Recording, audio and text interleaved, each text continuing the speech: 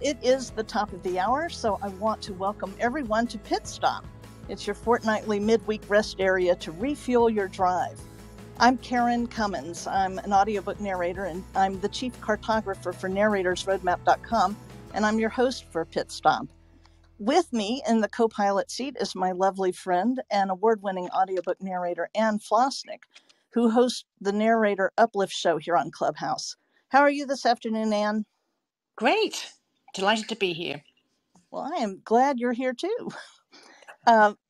Every other Wednesday, audiobook narrators who have one or more side hustles pull into Pit Stop, and they are sure to inspire you to follow your interests and use all of your talents and gifts. So as a reminder, the conversation is being recorded. You'll be able to re-listen or catch parts you missed. And please feel free to comment in the chat, and do raise your hand in the app if you want to be part of the conversation, because we'd love to hear from you. So thanks so much, everybody, for joining us. I am super excited to introduce you and welcome Chris Ciulla to Pit Stop. Chris is an award-winning audiobook narrator of more than 450 titles. He's also a TV and film actor with credits in such shows as Castle and Gotham. He always seems to die. He's a frequent video game actor, and he's been heard voicing the ultimate history quiz on your nearest Alexa device for the History Channel and A&E. His production company, Leonardo Audio, which I've got pinned in the link on the page, has been producing quality audiobooks and interactive audio games since 2013, and they recently began publishing audiobooks. He's married to his high school sweetheart, Suzanne.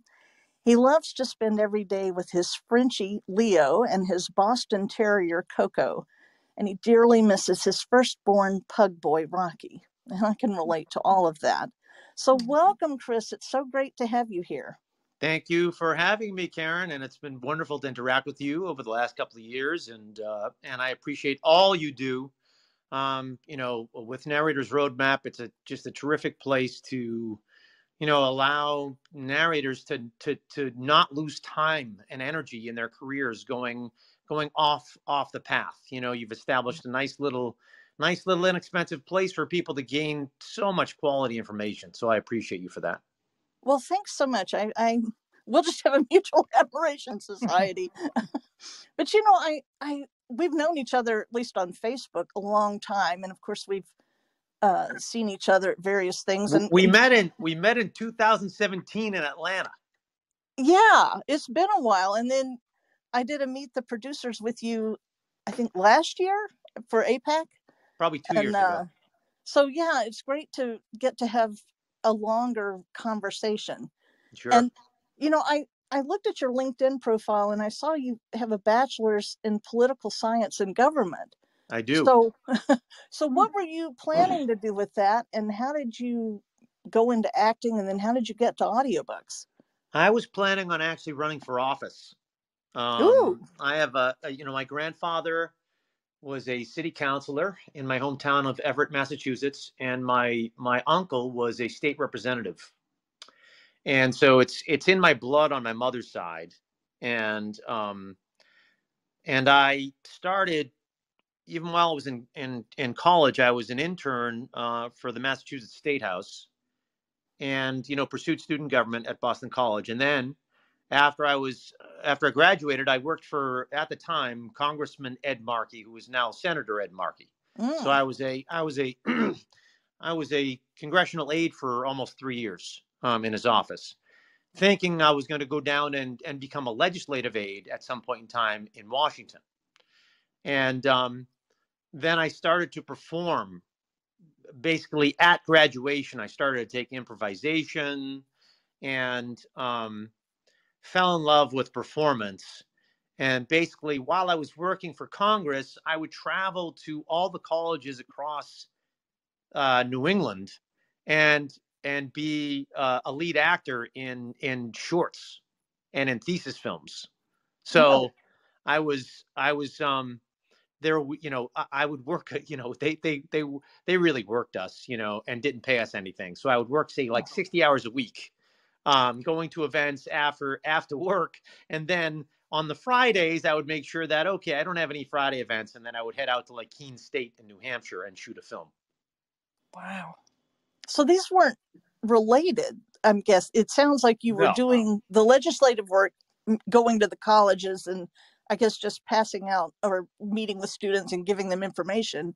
No. Two completely different paths. So and then developing the acting is a whole different thing. Yeah. So I was like, so going to the colleges had nothing to do with my my congressional aid life. So what happened was I went to the State House to be a PR director for a state senator for a year. And that was like the final straw of, okay, I'm not enjoying this as much as I thought I was going to. And I think a lot of it was the gravitational pull of performance. And I started to study with a really effective acting instructor by the name of Peter Kelly, who at the time was working for College Pickman, which was CP Casting at the time. And he was also a professor at BU.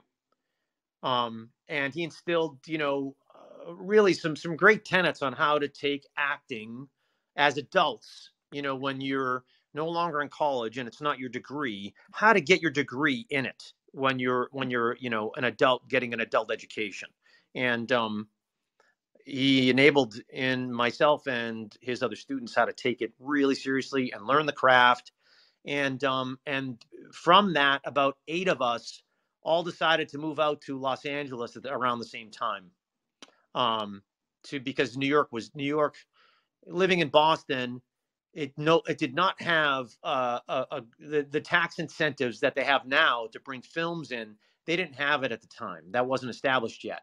And New York was pretty dead before 9/11, and then 9/11 happened. So there was no choice but to, if you were going to pursue acting, television, film, commercial, you had to go to LA.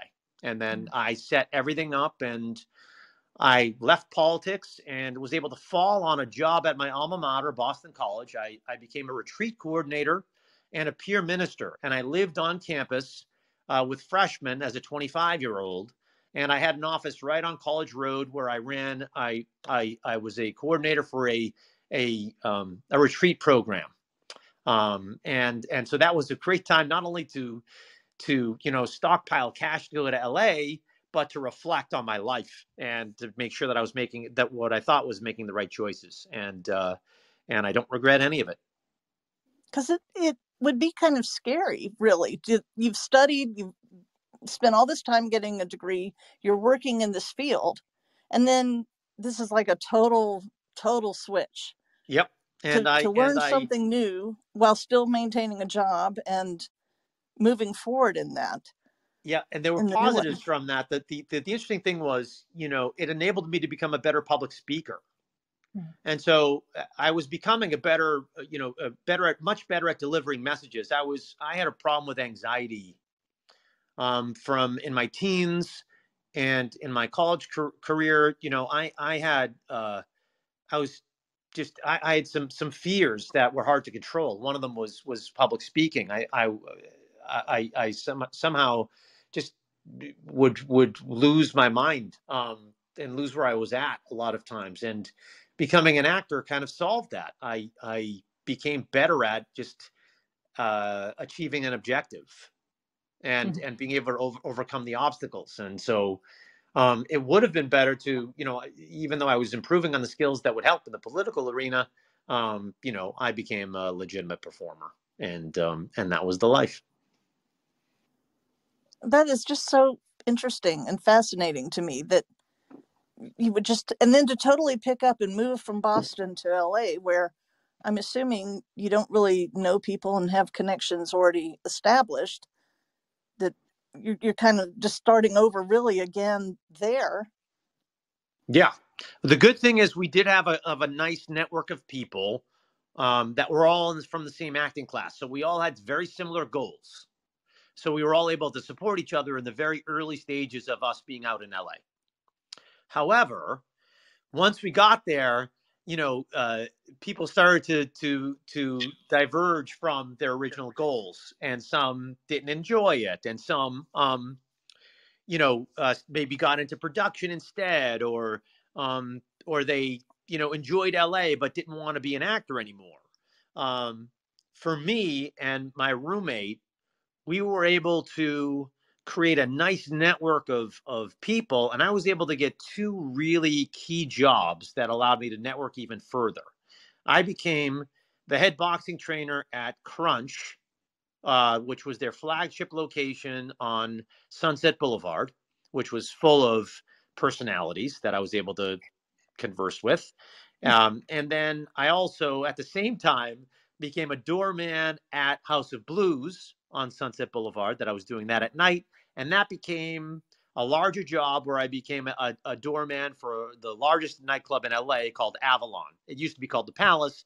And then some promoters from Boston came out and created, basically they created another version of their clubs on Lansdowne Street behind Fenway Park. They made them in LA. So I had that's all luck from a friend of a friend having those connections. And I still owe him to this day. He lives about 20 minutes from me. So I make sure I take him out to dinner every 6 months. We'll send him the recording so he'll hear you say, I owe him. Sure. Yeah. Jay Tosney. He knows it. He knows it well. But it sounds almost like magic pixie dust that these things just came together for you. And sure. But they were also distracting, so you go out there, and I didn't have any money when I went out there. So I had to earn money and at the same time try to find time to go out and audition and, find, at the time we're trying to get what we call tape, to try to get scenes on a reel so that you can be attractive to an agent. And then there were so many different types of agents. We had our commercial agents and our print agents and our, what we call out there, theatrical agents, which aren't really for theater. They're for TV and film, which they're called in the New York market. They're called legit agents. So the terminology was a little different. Or we're trying to be out there. It was called being hip pocketed by an agent, which means they don't really rep you, but they're willing to send you out on stuff when you write for it. That's called hip pocketing in LA, and it's called freelancing in New York. So the terms are a little different. But once you get to know this stuff, you try to find the balance between real life, right, and pursuing what you need. And so I think that was the biggest challenge. The biggest challenge was, okay, I've got these job responsibilities, and I've got the responsibility to the Uber pursuit here of trying to get credits and building a career. So it was fun.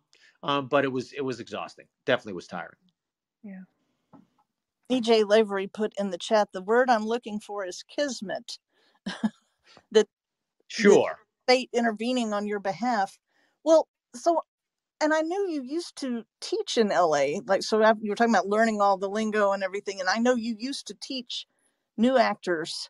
Yeah. You used to be Actors to LA, right? So yes. So that was a program I ran for 5 years. Started in 2009 and we ended in 2013. So I did it for about 5 years, and basically it was helping originally people in Boston, because that was where all my connections were, helping them at from the inception of, I want to be an actor. And no matter if you have your acting background or you don't, how do you properly enter the performance market? What do you need in your acting briefcase? How do you properly educate yourself? And in what categories? How do you brand yourself appropriately? And then when it comes to how to make money while you're pursuing this other thing, should you go industry-centric job or non-industry-centric job?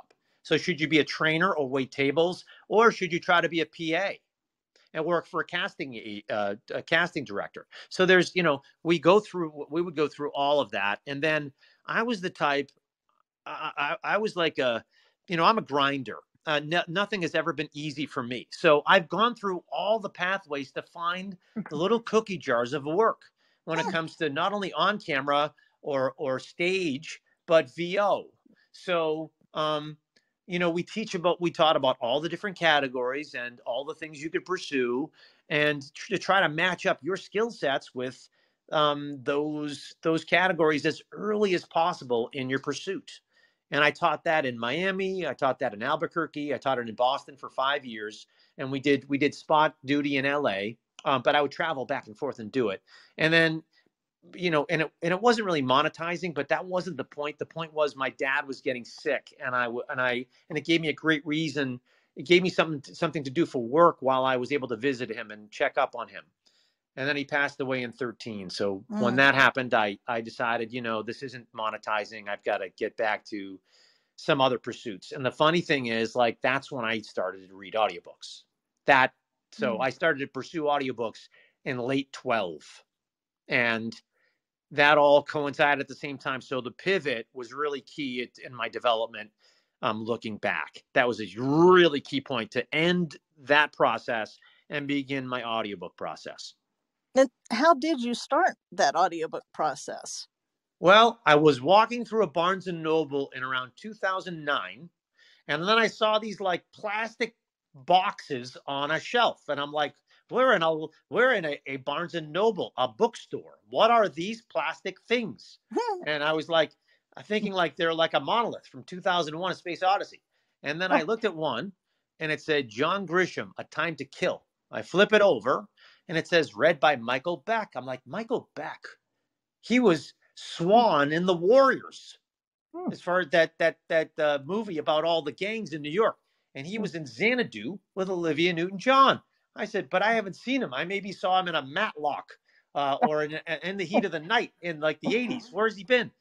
And he picked up audiobooks and is an audiobook narrator. And I'm like, ooh. So that was one little ping.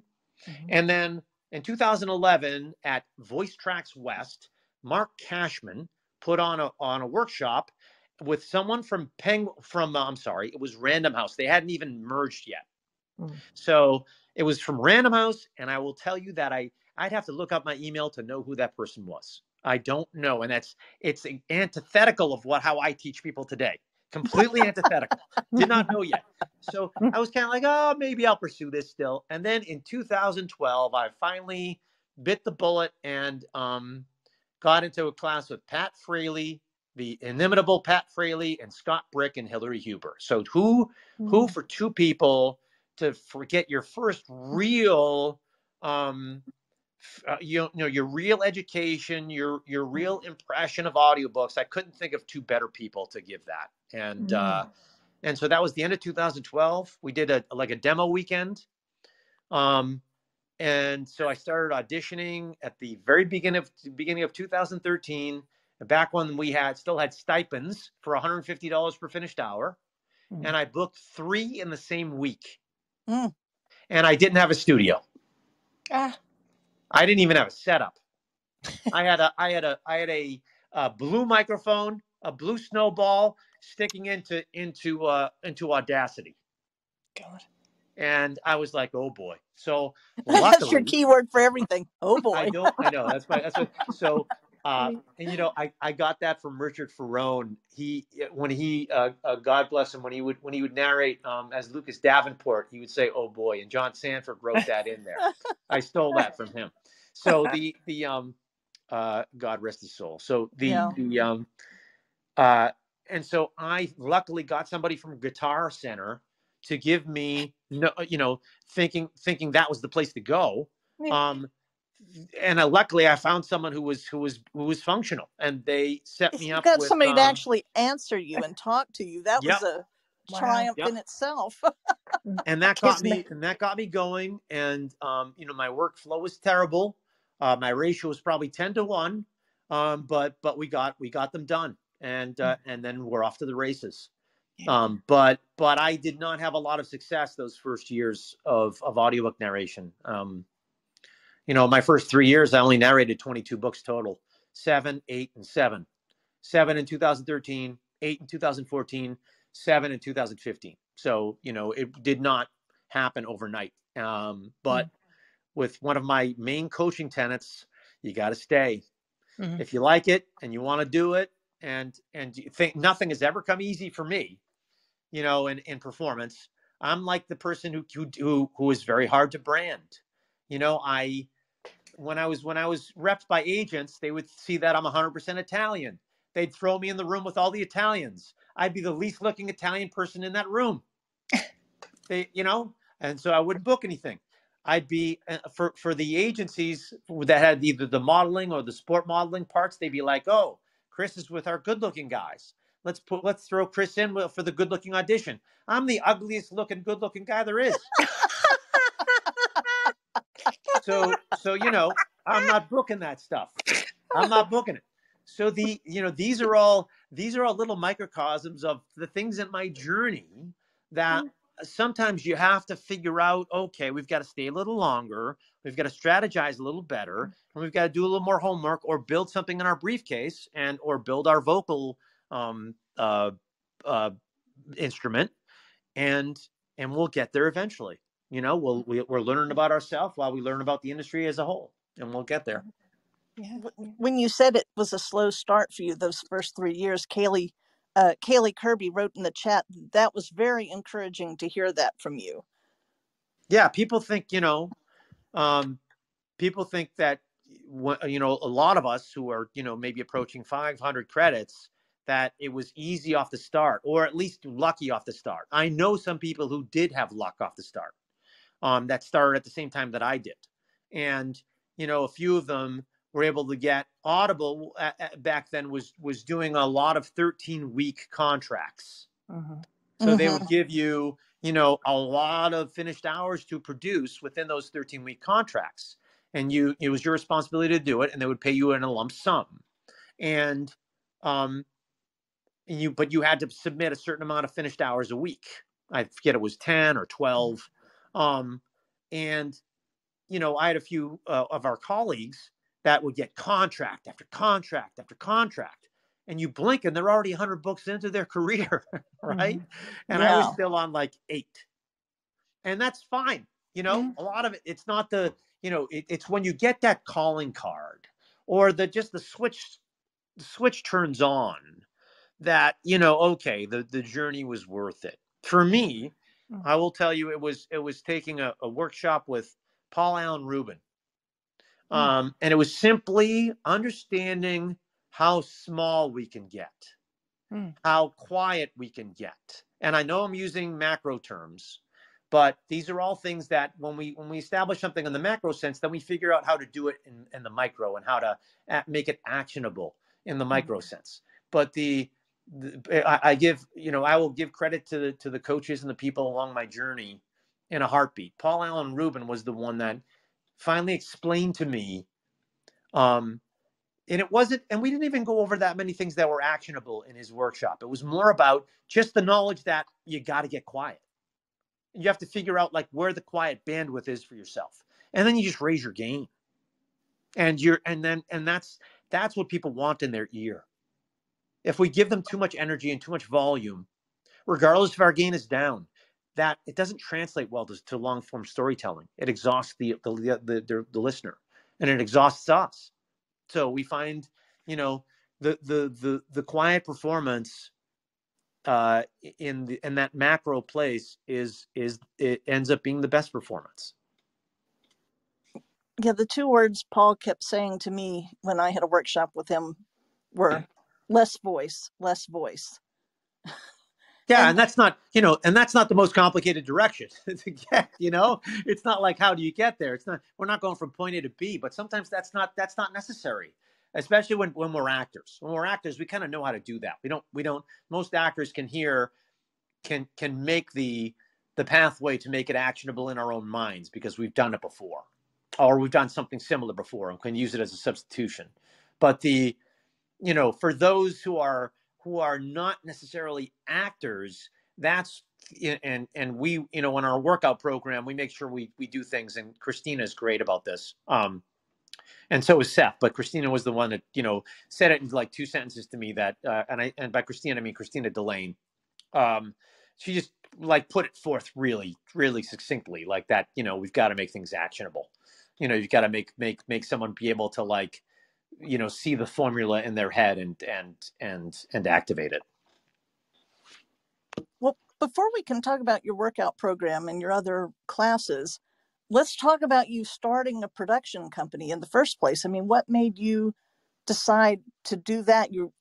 at some point narrating more than 8 books a year, and you decide to produce them, I guess. And I mean, how did you go from just narrating to I'm going to produce, and then now to publish?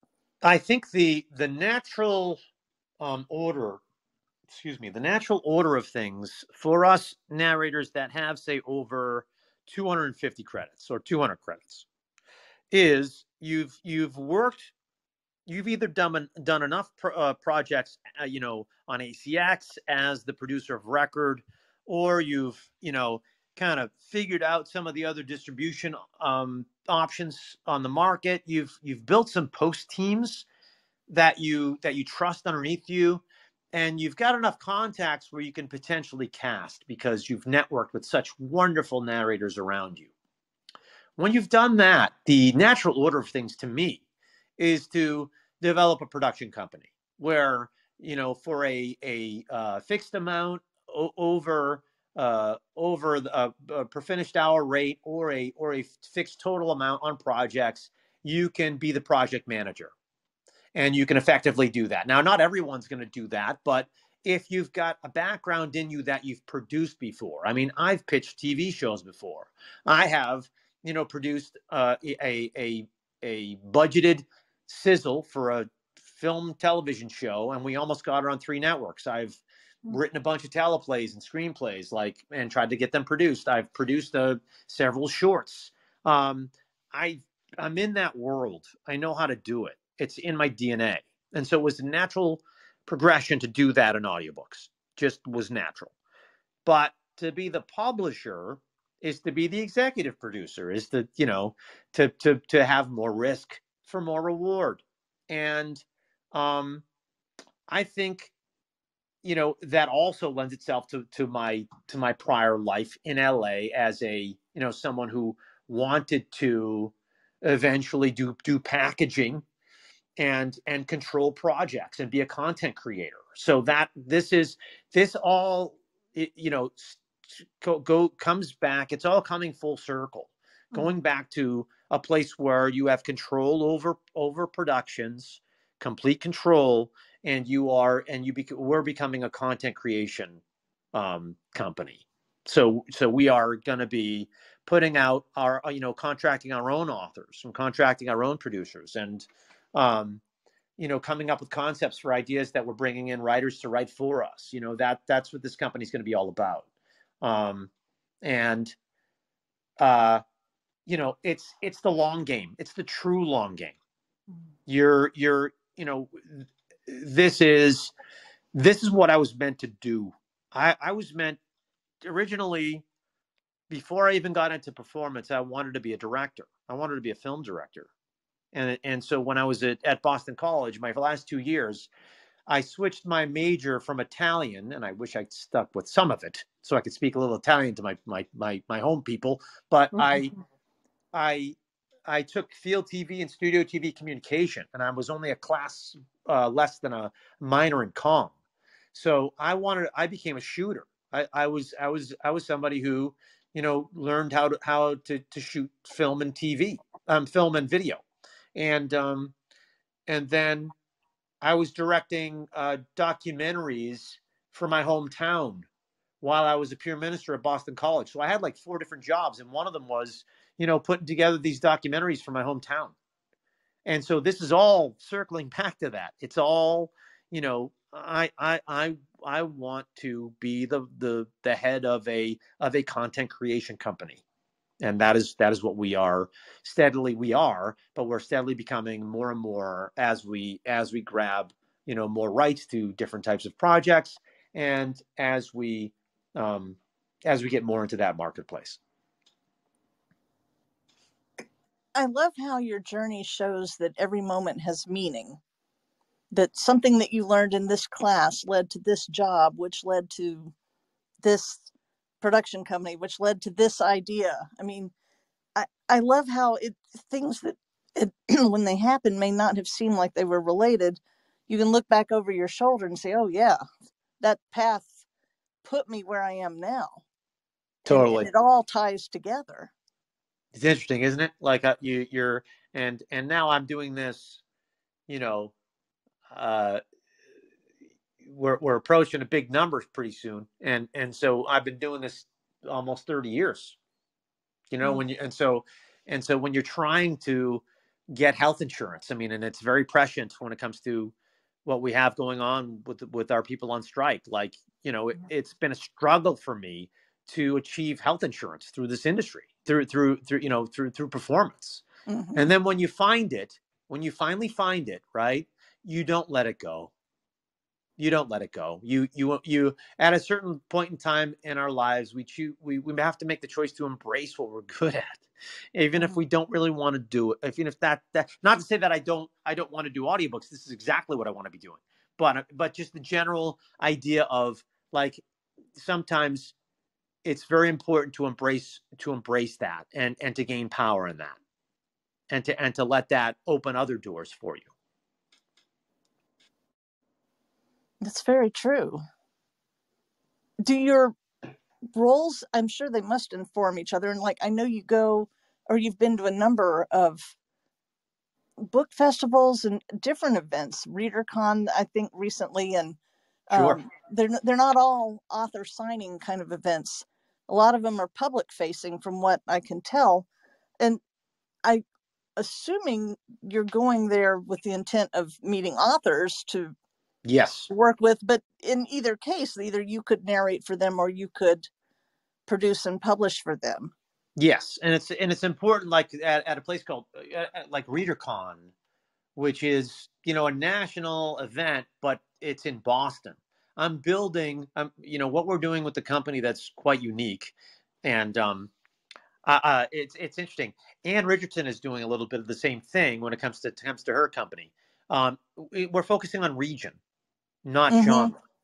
So Boston and New England are a very unique region for storytelling, very unique.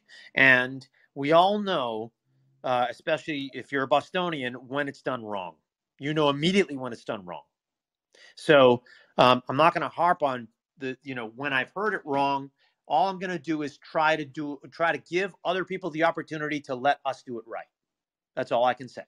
Just let me. And so the idea of that was an event where, you know, they bring in the panelists from a national base, but there's a lot of local author and writer talent there, and so that's where I, you know, hopefully next year we'll have a booth there. We'll be a vendor, but they, you know, each of these events kind of does it their own way, and some, maybe that's not the case, maybe it's not possible, but at least we'll be part of a panel to be able to let them know, because they did have an audio panel, and we've been too busy. I couldn't connect with them in time.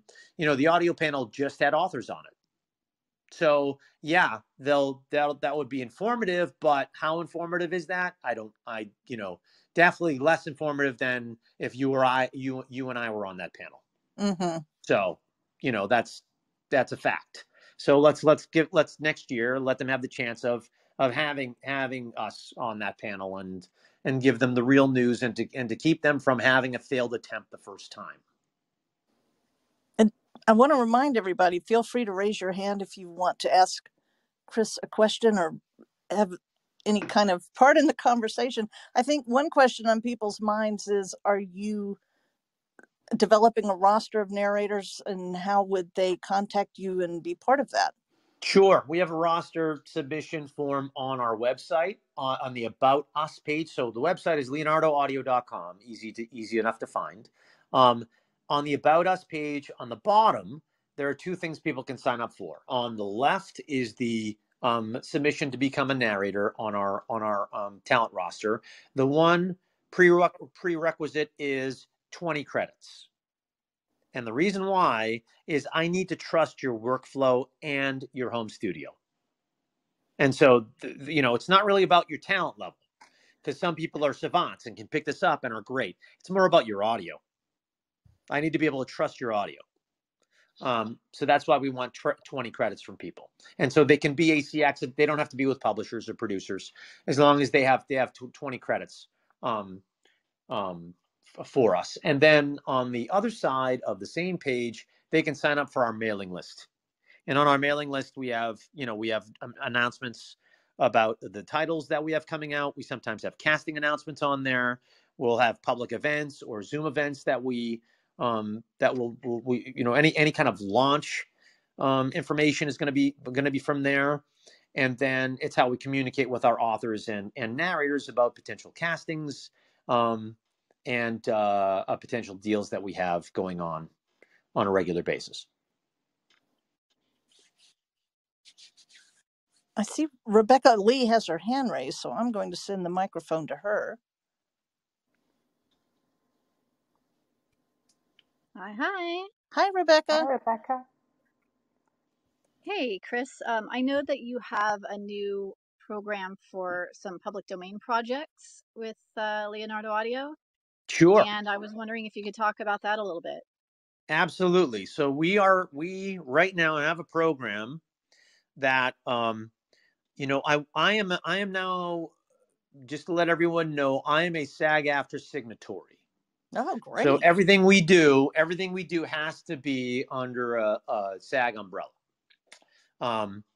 It was a pleasure to do that contract. I'm very proud as a 20+ year member of SAG to have done that.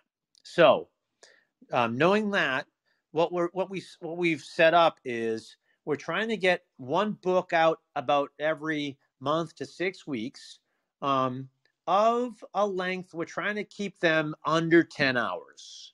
So because we don't have a huge budgets for this. However, it's going to be under royalty share plus so that we can pay for your post. So the deal is $100 PFH that goes to you to be able to pay for your post. And then it's under an RS plus deal. You can pitch us a public domain work that you'd like to narrate and you'd like as a calling card. And if it looks good for our as a potential pillar book in our library, or just a classic that we'd like to have under our umbrella, we'll certainly consider it. That's pretty exciting news. And a follow-up question to that, because I'm a APA mentor, and so I'm always recommending, if someone wants to do more titles, public domain is an option. But does somebody need? It's actually like a better option than heading to ACX at the start of their career. Yeah. It's a much better option. For sure. But if someone were to work with you on their public domain, do they need to be on your roster and have 20 audiobooks first? They need to have 20 audiobooks. Yes. Okay. It's because of startups like our company that don't have all the resources that we'd like to have at the start here, need to be able to trust the audio. If the audio, if they don't have their workflow just right, or they're bouncing files off and there's a mistake somewhere, we just can't afford that. So that's why, in general, especially when I'm hiring people, but to be honest with you, depending on how specific we need something. I mean, I just hired somebody on a very big series that had never narrated an audiobook before, but I put her in a studio that was not from her home studio, and it was a larger budgeted production title, not a publishing title. So there were a lot of different moving parts on that. So there is a possibility of me hiring somebody with less than that. But when it comes to, if they're going to submit for a public domain job under our umbrella, if we're going to make it an RS plus under a union heading, they have to have 20 credits. Do you do the Awesome, artwork? thanks. I'm assuming you do. Yeah, we do cover art. Absolutely.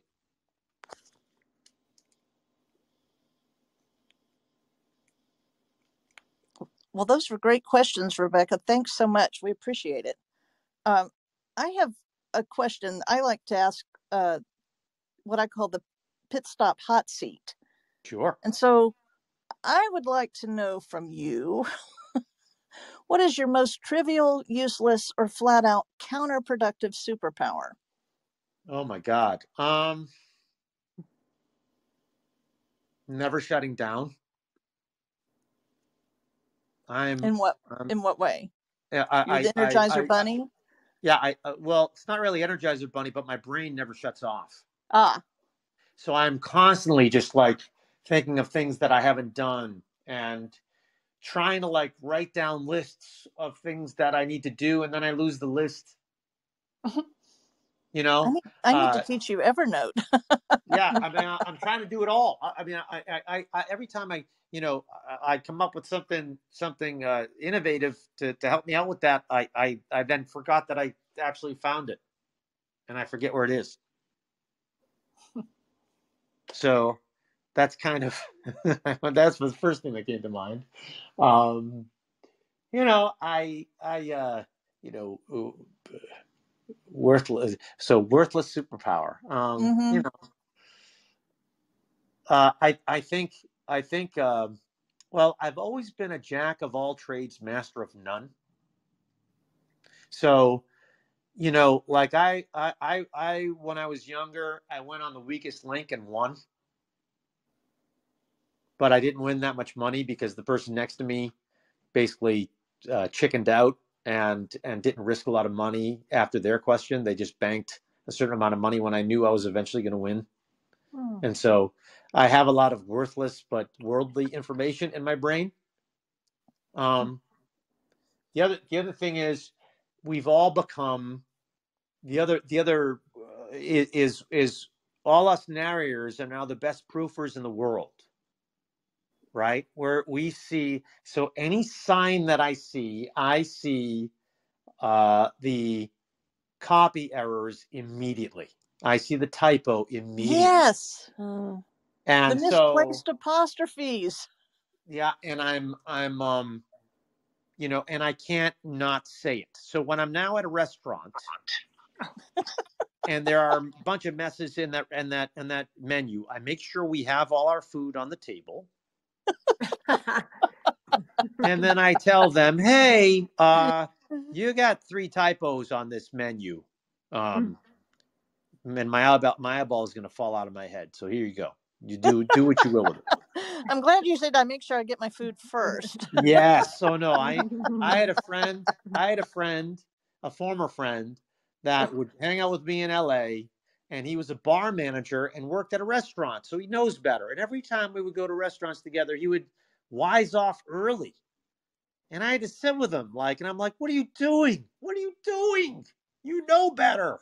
Like I had to sit with you. Like they might do that to your thinking it's your plate and it's mine. Don't do that. Gosh darn. Well, I know you have a lot of ideas and you're implementing them though. Like you mentioned the workouts, and I know you do those every Thursday workouts. We do them Thursdays, and then we have so the workout program is there are 3 residence coaches now that we have under our umbrella. We have Seth Podowitz, who his background was he was a booth director before he was a narrator. He was a booth director for agencies for about 10 plus years. So he not only knows audiobooks, he knows commercial copy, he knows animation, he knows video game, he knows promos. So people can come in on his nights and bring in other types of copy as well as audiobooks. Christina Delane is a VO coach at Tisch at NYU. So she also has like a general VO background. So you can bring commercial copy in with her as well. So for a lot of people who want to cross over, you can use our workouts for that. And then there's myself. And so we, Christina Delane, Seth Podowitz, and myself, and we are mainly on Thursdays. We do usually one Wednesday a month. So if people are busy on Thursdays, they can come in on the Wednesday. And then Christina is trying to do some stuff on the weekends too. So we're opening up some unique times for people. But it's a great place for a few different reasons. You can bring in a potential new demo for yourself in a new genre and work on that without risk. There's no risk. And you can get some notes on it to be able to craft it the way it wants it should be sounding. You can be working on a project currently, and it's a very challenging scene that you need some direction on. Bring it in.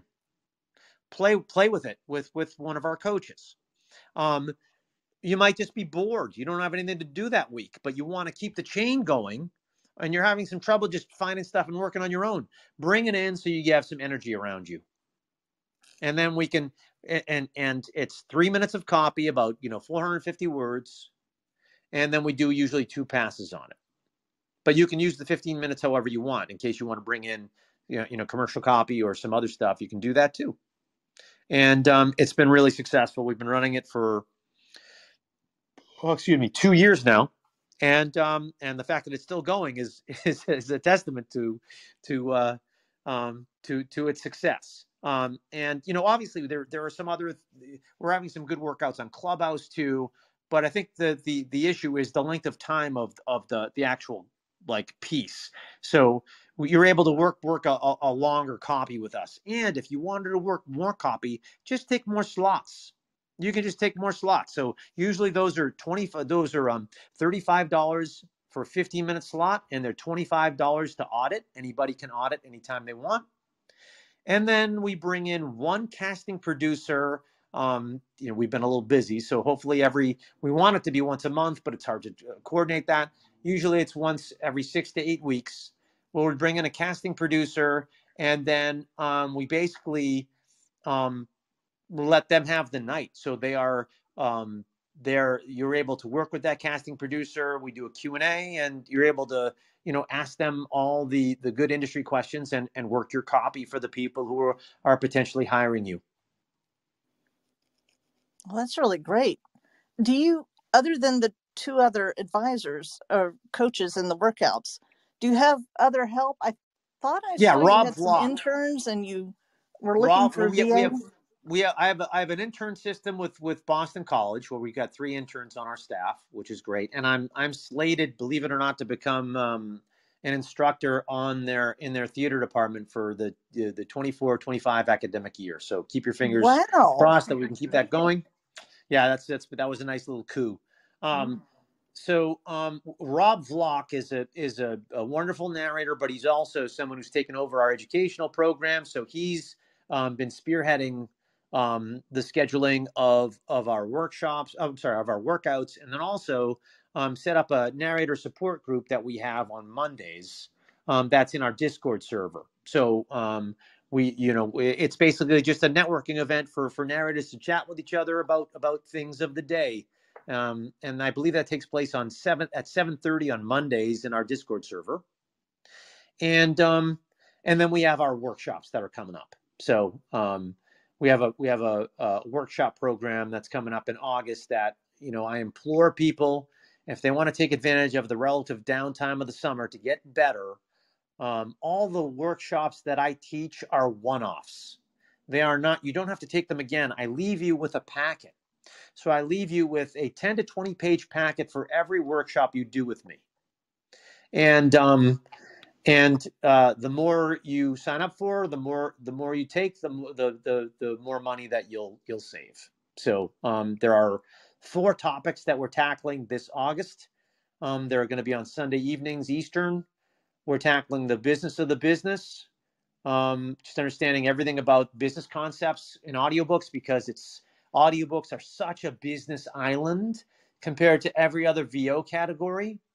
And knowing that, there's just some trepidation as far as and then from each, I usually suggest, when it comes to like understanding the business of it, take business from as many of us really working narrators as you can, because you're going to get 1 or 2 tidbits from all those working narrators and about their individual journey to where they, how they've gotten there.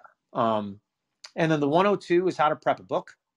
We go through how to prep nonfiction versus fiction, how to become the author in nonfiction and who you're talking to.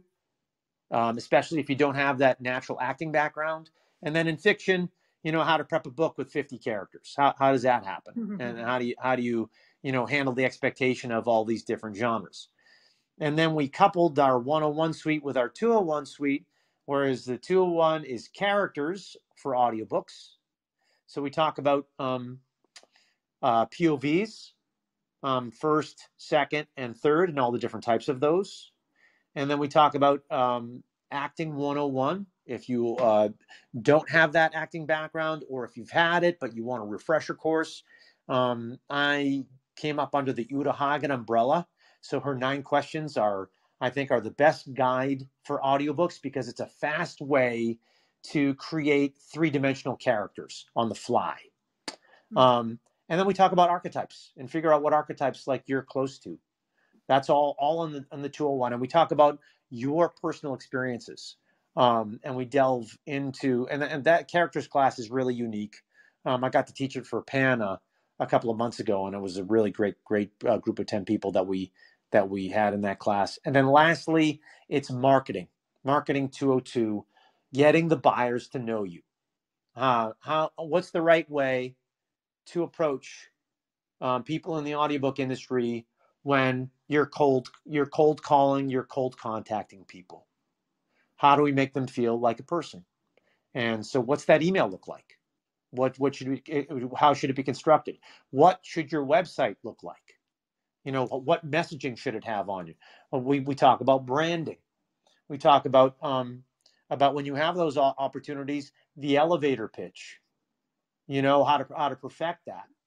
And then we talk about just the right kind of goal setting and how many people you should be contacting in a particular time frame, depending on how many free hours you have. And these are all things we go over. So after all that, when you couple that with the workouts for performance, I think we've set up a really nice bay for actors, relatively inexpensively, to get to the next level and to answer all the questions that they have from someone who's been through the mill, from someone who has gone from doing only 22 books in his first 3 years to being as busy as you want to be. Well, that sounds really exciting. I saw that Jim Franks had your hand up, but Jim, do you still want to come to the mic? I can send it to you if you want to raise. Great. I'll send you the microphone. And you'll just have to unmute in the lower right corner. There you go. Hi, Jim. Hi, how y'all doing? Hey, Great. Jim. Good to have you here. Hey, Chris, good to hear from you. I just wanted to answer a question in the chat, if I may, for Andrea L. Hopefully I said that right. You asked about public domain books. If you're looking for titles, the narrator's roadmap has excellent resource regarding public domain works. Oh, thanks. I didn't even pay you for that shout out, so check's in the mail. and I've taken Chris's Narrators 101 class, and it's an excellent class. Whether you're experienced or not, maybe you've forgotten things, and the resource package that he hands out is phenomenal. Jim, thank you.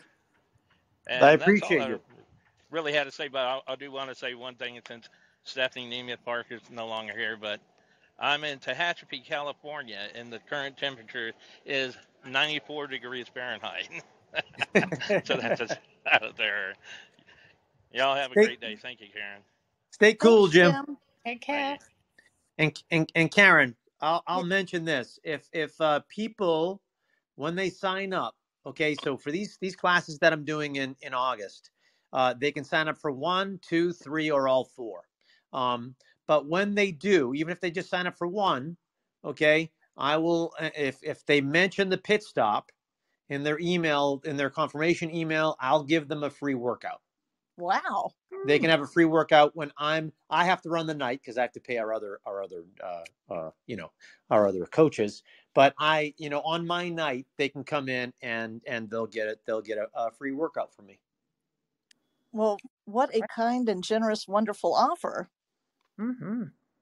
So people listening live, and then people will be listening on the replays. Hopefully we'll be taking you up on that. I hope they do. That's the point. You heard Because it I here. don't know. The thing is, Karen, I will say, like, for this is the reason. I don't know. We're about to go into a funding round. So I'm the CEO. I want to I love coaching. I want to coach people every day. I'm a director. I'm over the last 3 weeks, I'm directing 3 different projects. However, I'm the CEO. So eventually here, I might have to pull off and, and hand the stuff that I'm doing off to other people. So I want people to know that if they want to take advantage of me, please take advantage of me now while I'm able to. You mean in terms Um, of your workshop offer, not just in general? yeah. In terms of the workshop offer, Take we do that advantage and of we me do our now. privates. Yeah, and I'm doing private sessions, and we've got a lot going on, but we're also building an office in the Boston area. So a lot of moving parts, which is good.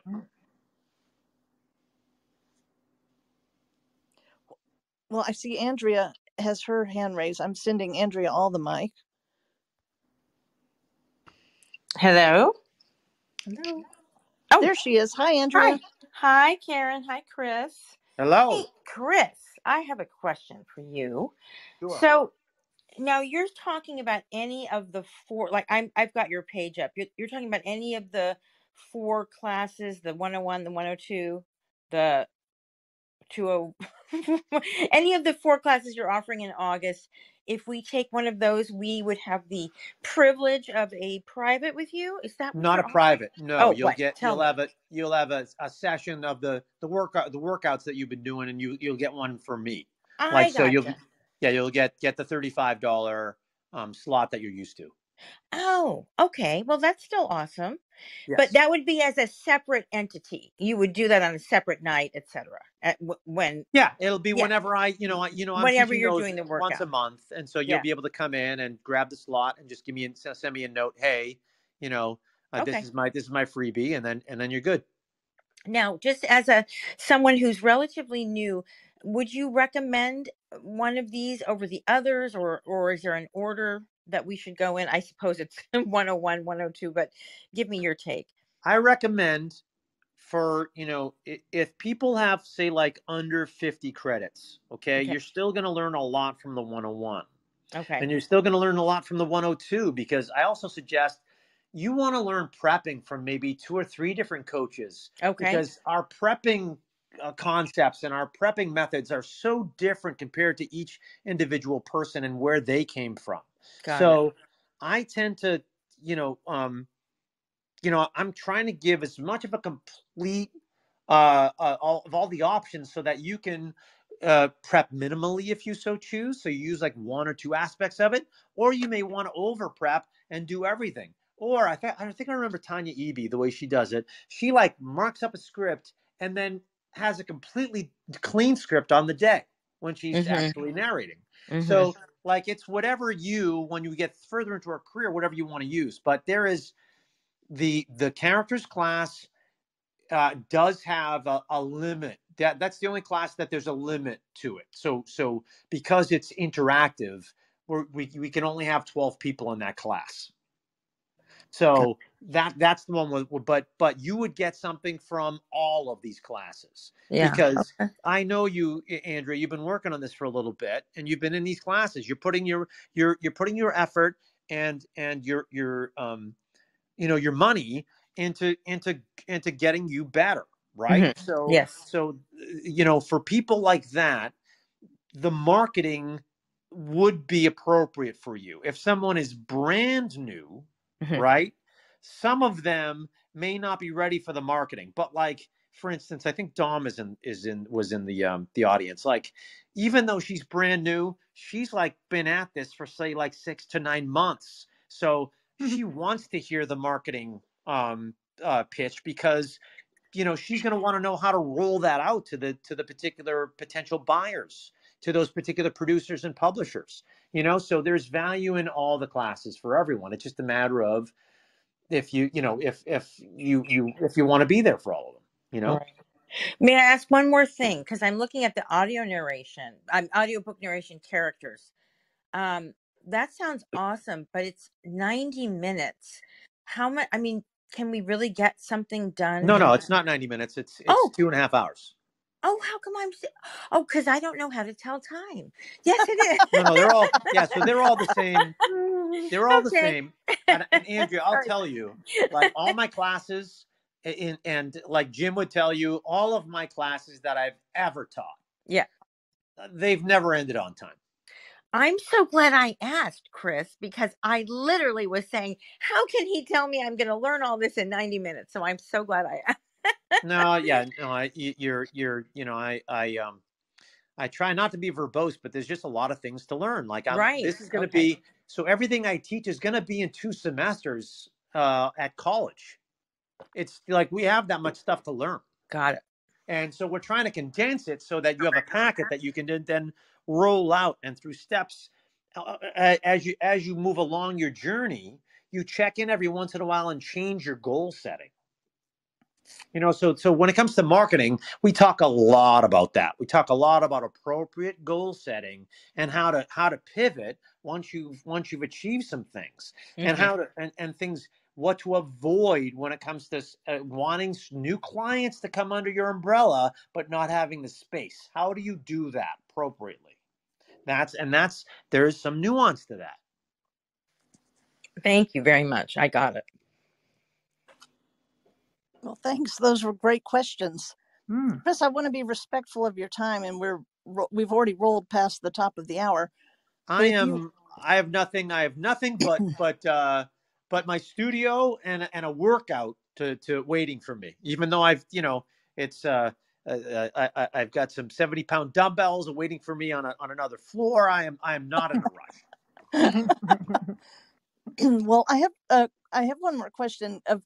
Do you have advice that you could share for other people who want to expand their horizon beyond narration? So, I mean, you're doing production, you're doing publishing, you're now doing teaching at college in addition to your other teaching. Do you have advice to how somebody can expand beyond narration? Well, it's building skill sets.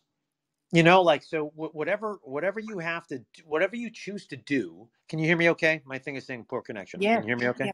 Yeah, okay, so whatever you choose to do, remember, we have to have a skill set behind it. And then once you build the skill set, you've got to have a presentation that allows people that allows you to tell other people that, okay, I am this thing now. So knowing that for every new thing that we're doing, there's no impossibilities. Everything is possible. But it is remembering that each individual category that we are trying to become, to add to our repertoire, has a skill set that you need to educate yourself on. And has, like for instance, if someone has been doing commercial VO and audiobook narration, and they want to get into video games are a completely different thing as far as for what they're looking for from the talent, as far as for your vocal skill set when it comes to the instrument that you have and the choices that you're going to make for the characters that you're going to play. And then about the worlds in video games. You have to learn about the worlds, and you might determine that I belong in some of those worlds, but not in others. And then how do the sessions break down? When I book a job, it's sort of like when actors book a television show for the first time. It's very hard to learn how to shoot a TV show if you've never shot a TV show. When you get on a television set, and and those television sets are different. Multicam versus single cam. Outdoor shooting versus indoor shooting.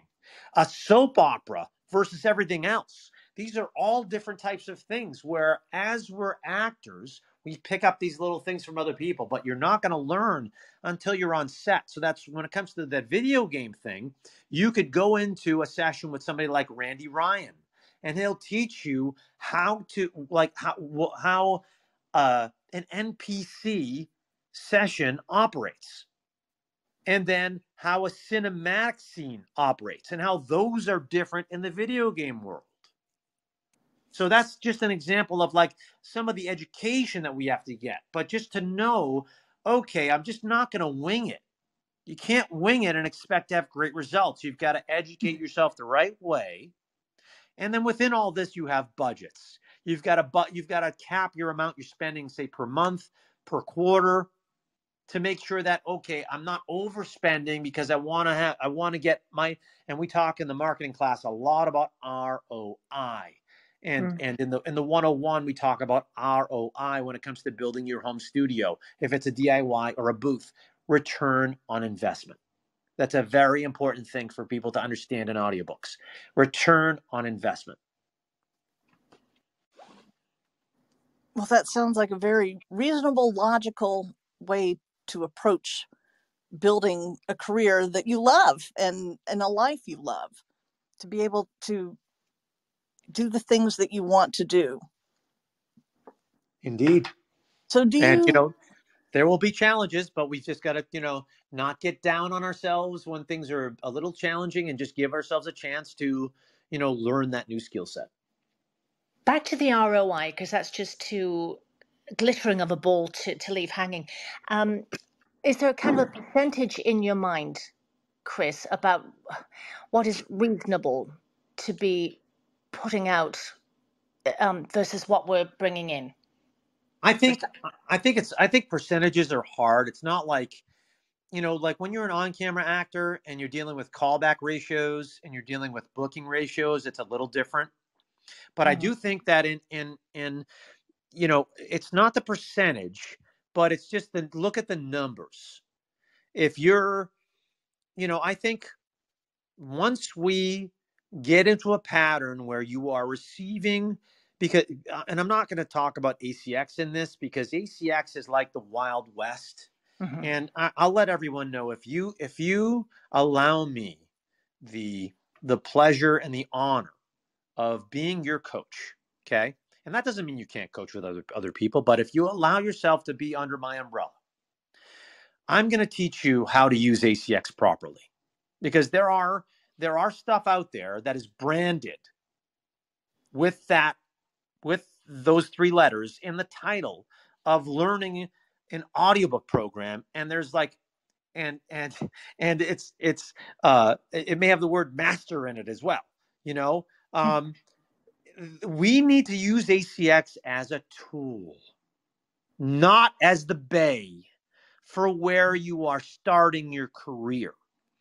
It's a place to gain experience and information and how to communicate with rights holders. It's a place to learn that stuff in a relatively risk-less environment. However, for you to be dependent on, if this was 2013, it's a different story, because ACX started in 2011 and lots of newer authors and newer narrators were getting on there and communicating with each other and doing some wonderful projects back then that were, so the numbers of quality projects on there were much higher. Nowadays, the number of narrators is very high and the number of quality projects is very low. Yeah. So the chances of you getting, you not only auditioning in time for an appropriate project that's right for you, but having them listen to it and having them listen to it relatively early in their stack of 80 to 100 to 120 submissions that they're getting, 150 submissions that they're getting, are like, these numbers don't work. They don't make any sense. So you want to set yourself up to succeed.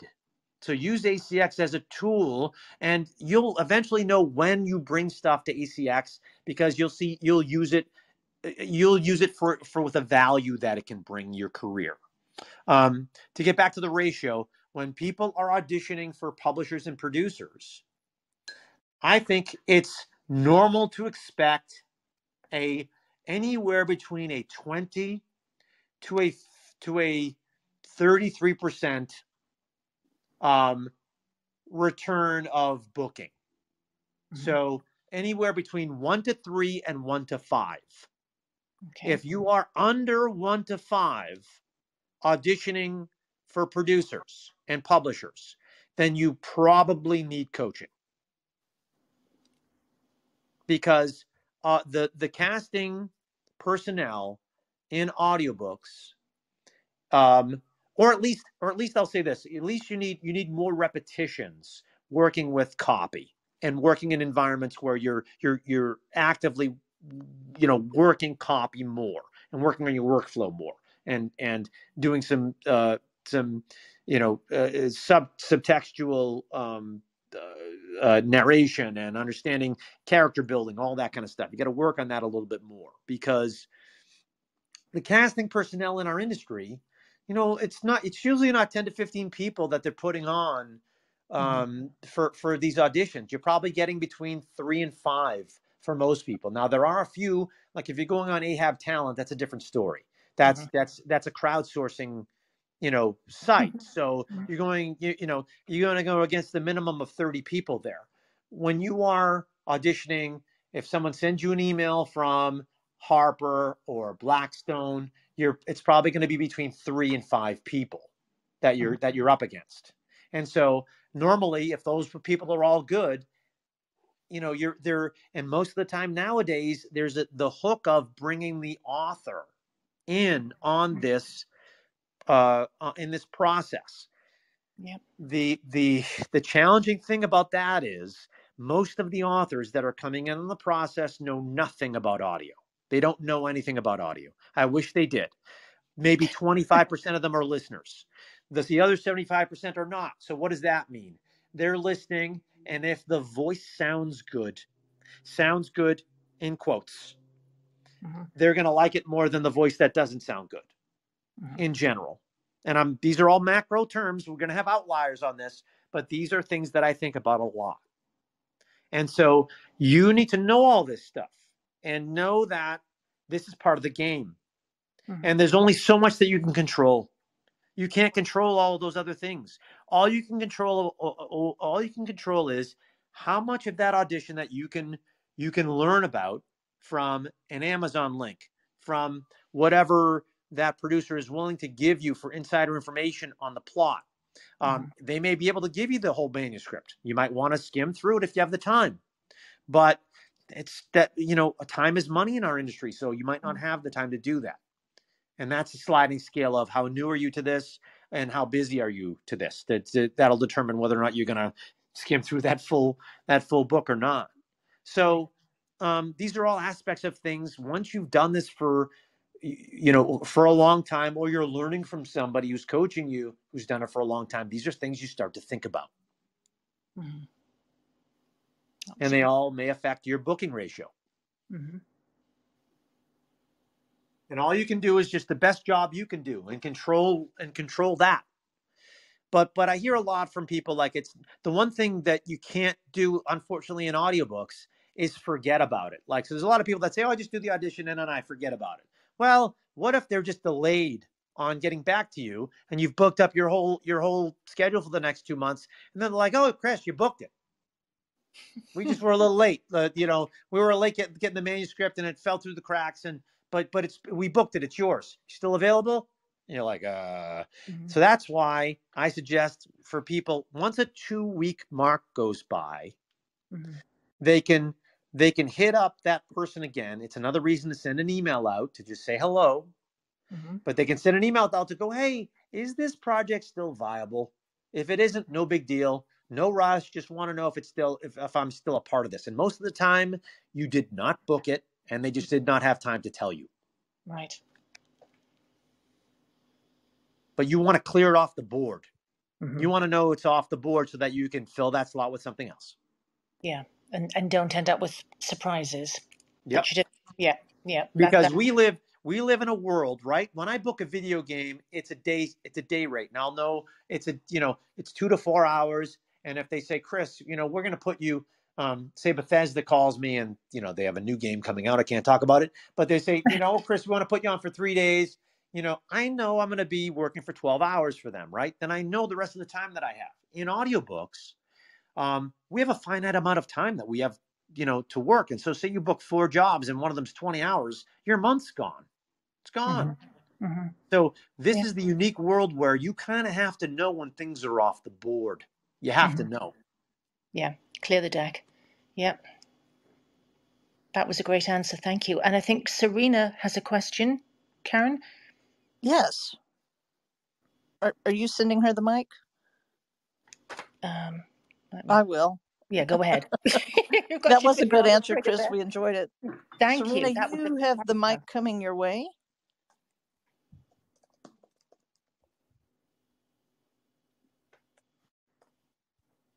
It says I sent it to her, but it apparently is. Okay, there it is. Hi, I Delayed. just got it. You know what? I don't know how that happened. I didn't push that little button except accidentally, unbeknownst to myself. Well, it's lovely to hear your voice anyway. Yeah. Thank you so much. It's really good to be back. I was in Italy almost a month, so I'm Wow. getting back in the swing. Yeah, one of my brothers lives there, so I'm really, really lucky. Oh, how convenient. It is. It's nice. But yeah, no questions. I'm learning a lot as always, so thank you for that. Well, good stuff. Yeah, thanks for joining us. And Chris, did you have any parting words or anything you want to plug, or how would people get in touch with you? Well, they can again, let's they can join our email list on our website at the About Us page at leonardoaudio.com. We have plenty of stuff that we're using to have some industry reach with our upcoming titles. So please subscribe to our YouTube page at Leonardo Audio. That's going to be our home base for a lot of the videos that we do with authors, narrators, and our video sizzles that we put out marketing our audiobooks. We also we're on Twitter, we're on Facebook, we're on Instagram. They can join at Leonardo Audio on the About Us page. They can join the email list, like I just said. If they want to support us, please, there's a book that is up for an Audie. They're called Revolution, the Soul Saga, Book 1. And it's got some terrible narrators in it. It has a guy named Dion Graham, has a young lady named Emily Wu Zeller, another horrible narrator named Tim Jared Reynolds, and a atrocious narrator named Lauren Fortgang. And then it has the worst narrator in the world, me. I would say if you've got a spare credit, pick that book up, that audiobook. You'll love it. It's if you like sci-fi at all, it's space opera, and they've done a wonderful job with it. So it's called Revolution, the Soul Saga by James Fox. And just please, I implore you, if at least get into one of our classes that we're doing on in August. Either the 101, 102, 201, or 202. I guarantee you will not regret it. And remember, you get a free workout. Yeah, an offer we can't refuse. If they mention pit stop. If they mention pit stop, yep, absolutely. The magic 2 words. Mm-hmm. But it is time for everybody to get back on the road, so I'm going to conclude today's pit stop. The recording will be on Clubhouse later today, and I'll post it with a transcript next week on Narrator's Roadmap. And who is coming up tomorrow on Narrator Uplift?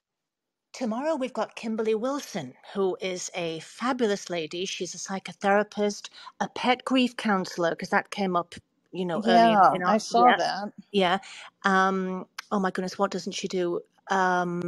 She is a midlife inspirationalist kind of lady. Oh, she has been a podcaster since podcasts were, even before they were a thing. Just, there's so many things about her. But anyway, so she's coming along tomorrow to uplift us for sure. And that's bound to be a very interesting conversation. She's just celebrated her 50th birthday. She won a prize dancing some part of Les Sylphides, and following a hip replacement, all of these things that, I mean, really, she is just the most fascinating lady. So I'm very excited about that. I love the name of her site, Tranquility du Jour. Yes. I mean, we Yes. all need a little tranquility. And that's at a special time, right? It's coming up at 1:30 instead of the usual 2:00. That's right. That's right. To accommodate her schedule. Very lucky to have got her. Yes. Well, I'm looking forward to that with you. And I Thank hope you. all of you will take another road trip with us on August 2nd when we'll talk with audiobook narrator, production company owner, and now author, Amy Rubinate. In the meantime, I hope you find joy in every journey and live the life of your dreams. Thanks again so much to Chris Ciulla for this wonderful conversation. We've had a lot of comments in the chat about your workouts and the classes, and people are enjoying all you've had to offer. And it's just been a delight talking with you today. Karen, And thank you. Thank you so much. we just appreciate your time so much. It's been a great conversation. And thanks so much to Anne Flosnik for your support. And that wonderful question you asked at the end is what we were all needing to hear about the ROI. So thanks for that.